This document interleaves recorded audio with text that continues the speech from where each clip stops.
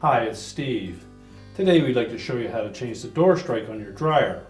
It's a really easy job. Let me show you how we do it. Now, to change the door strike on this dryer, we'll begin by opening the door completely.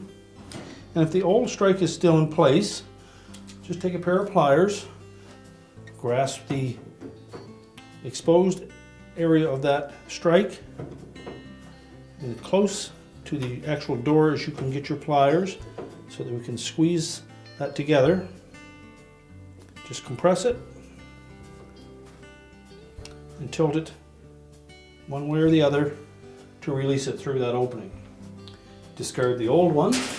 Now just take note of the new one, that there are hooks on either side of that base for the strike.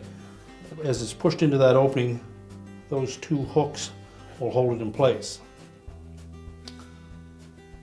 Normally you can just take that, sit it into the opening,